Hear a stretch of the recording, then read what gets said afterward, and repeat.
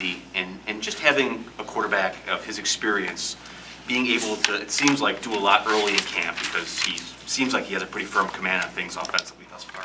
I think that last part of it, firm command of things, is accurate, and I think offensively we all feel it, meaning coaches, players, the people around. I don't know if you can sense it from watching or if you hear people talking about it, but you're talking about a guy who's been through a lot.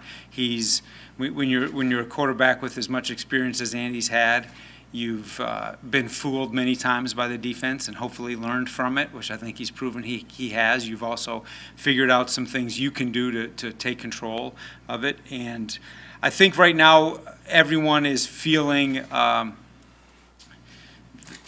his experience brings some confidence with it, and I think that's rubbing off on a lot of people. He also brings a certain tempo of play, which I think is rubbing off on the offense. So I think it's been felt by everyone. You worked with him before, and obviously the selection of Justin changes a few things for him, but I'm curious, at this stage of his career, how motivated do you think he is to still show that he still has it at this point in his career? It's easy for me to say very motivated, right? I'm trying to think of how do I describe it to you, but I think you all will get to know Andy if you haven't been around him much.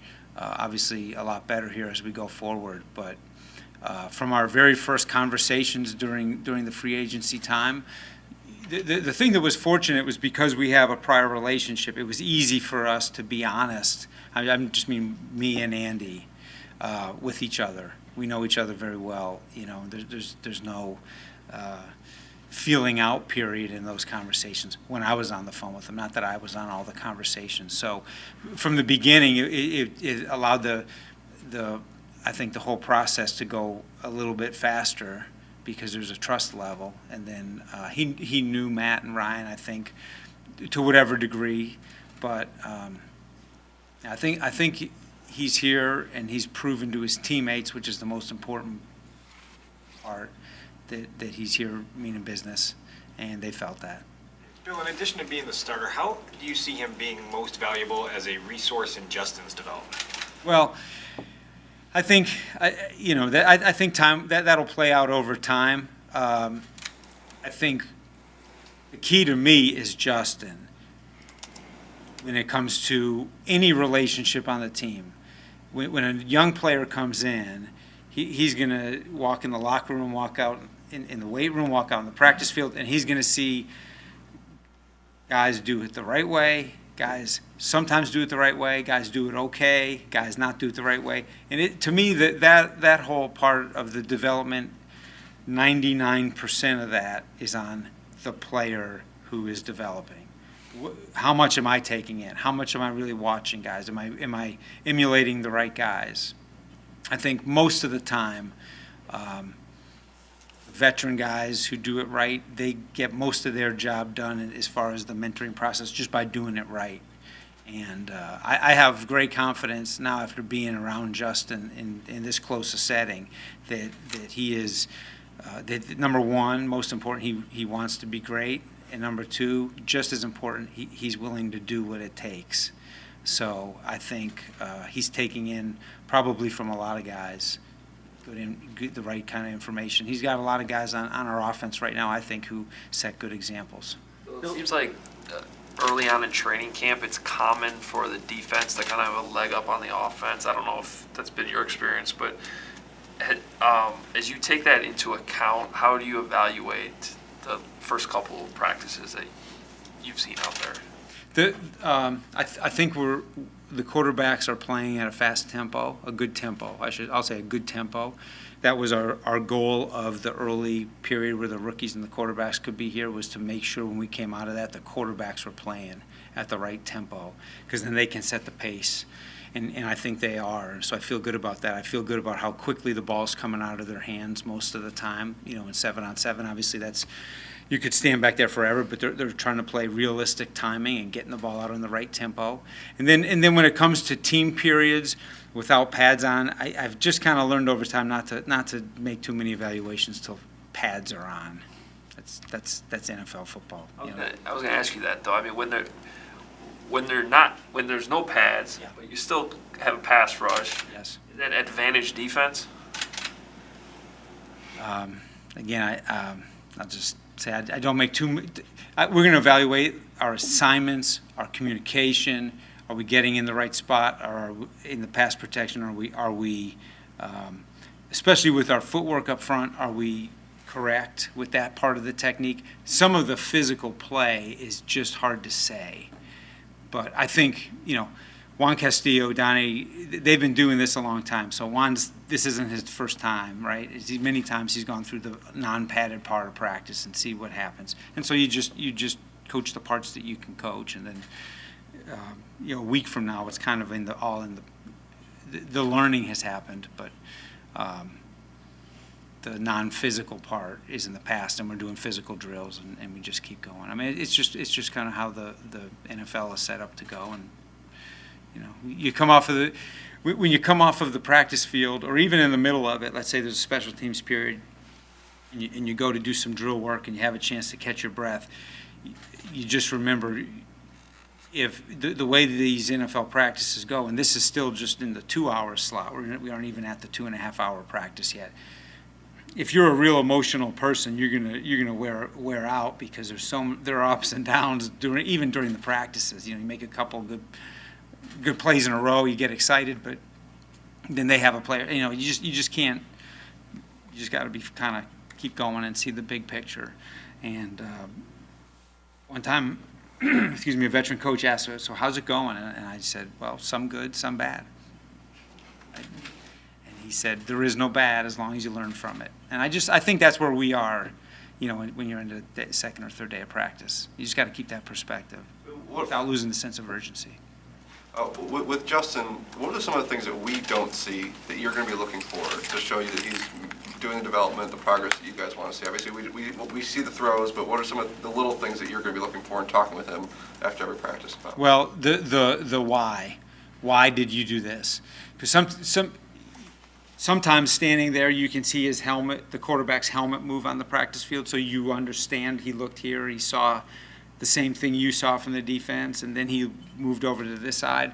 Sometimes you can't tell from just his helmet. So what becomes critical, both on the practice field between plays, where I personally don't get to talk to them that much between plays, because I've got the walkie-talkie, so I'm sending the plays in. So usually the John DeFilippo and Mike Snyder are with them. And that's where they're constant coaching of the why. But then sitting in the meeting room, why did this happen? Or what did you see? And you'd be shocked probably, excuse me, how many times we play the play the first time, and the great wise coach just says, what did you see? Like, it's not our lecture. It's give me a window into what your thought process was. Even whether it was a good play or a bad play. But it's almost like they could save me some voice if they just started every film rep of just explain to me what you saw before I make any comment. Because that's the key, is how they're seeing it. And then everyone in the room can agree, or we can twist it a little bit, we can adjust it, we can say, hey, next time let's get your eyes there a little sooner. And then I think you'll see him and it won't take you so long. As an extension to that, how do you explain to the outside world, for a quarterback like Justin, any rookie quarterback in general, the volume of minutia that goes into learning this level, whether it's huddle presence, cadence, pre-snap vision, all the things that are a steep curve at this stage of his development? Well, part of our job, all of us as coaches on offense, right? Every consider that the quarterback's mind is like a bucket, hopefully a real big one. But every bucket has a max of what it can hold. So what we have to make sure we're doing, this is with every quarterback, is put the important stuff in there first. Like, don't fill it up with too much minutia, right? Was that the word you used in the question? If you fill up with too much minutia and then you go to put the important stuff in, it starts spilling out. So put the important stuff in first. We all know NFL quarterbacks, a lot of that has to do with the passing game and the protections. But our quarterbacks are also going to help the run game. So what can they handle besides making the reads, seeing what the coverage is pre-snap, seeing if the coverage changes post-snap, knowing where our protection issues on who would blitz, knowing if there's a route adjustment call, a la audible or adjustment that they're going to make at the line before the snap, all those things. But at the same time, the quarterback needs to know if we're motioning, where do I want the motion receiver or tight end to be when I snap the ball? And on some plays, it might be the outside leg of the guard, and sometimes it's the outside leg of the tackle, sometimes all the way in the four-tight. And those add up. And sometimes you call the motion the same thing, and they have to remember by play where to snap the ball. I mean, it is a lot. But minutia also makes it seem like some of it doesn't matter or like it's less important. I don't know if that's an accurate term, but that's just the sense I have of the word. It's small, but it's still important. And so we have to do a good job making sure we fill most of the bucket up with the really important stuff and then decide what of the other stuff really isn't that important, because they got a tough job. And I can tell you, you asked about Justin. Justin's spending a lot of time at night, working on this stuff. And if he has questions, I know, because when he has questions, he asks them. So. Bill, you and Matt have both mentioned the tempo of practice going faster. Where did you get your ideas on how to have faster tempo from? I know you coached for Chip way back when Chip was doing that. Can you borrow ideas from there or other stops you've had in terms of how to go fast in practice? In 2004, when I worked for Coach Gibbs in Washington, the way he tried to put it on one of the ways he tried to put on the players was he would say, you've got 32 plays a team, and when you're done, you're done. And he kind of felt like that was motivation for them to get in and get out and get going. And he said, we won't add in if you're done early. I think when you talk about the word tempo, and if you use, there's a lot of ways to define it. Let's say, just for this conversation, we're defining tempo as because I almost said something I shouldn't say. We're defining tempo as from the break of the huddle to the snap of the ball. Okay, for this conversation, from the break of the huddle to the snap of the ball. Then the defense has all kinds of things they can do, right? They can have a guy in a three-point stance at the snap who drops in pass coverage. They can have a safety, number 26, blitz. They can just show like it's going to be two safeties back and rotate to one of the snap. What can we do? Well, what we can do is set the pace and lining up as fast as we want. And if we motion, do it fast and put just like they're going to try to put pressure on us with disguise and making things look different than they are. Tempo is, for us, one way that we take control of how the game's going to go. When you play a team, and we've got some in our division, we've got one, it's easy for me to think of in our division with veteran safety who does a great job disguising. We felt like the second time we played that team last year, we did a great job with our tempo, and we took some of those disguises away from them. We forced them at times to line up, and then looked like we were going fast, and they lined up, and now we knew what they were doing. So to us, we've tried to sell to the players, this is our weapon, this is our tool. Whether we're just going fast and snapping the ball, or whether we're motioning quickly, or whether we're making the defense make calls when we get into a bunch or a stack, or whether we fake it. It's our right to do it as long as we can legally do it in the 40-second clock. When are you guys going full pads? I know you said that that's when you can truly evaluate, when you I kind of do, but if I say it and I'm wrong, then I'll have misspoken. So I by league rules, there are so many days that we cannot. It's like an acclimation period. We can't have pads on now. We're not allowed to. And I can't remember if it's the fourth day of practice or the fifth day of practice. There's a rule, and I kind of go. When you ask me those kind of questions, it's hard because I last night I might have been up late scripting practice 6 or 7 down the line. So I know I've done days that are pads. I just can't remember what day I was working on, and so I don't want to misspeak.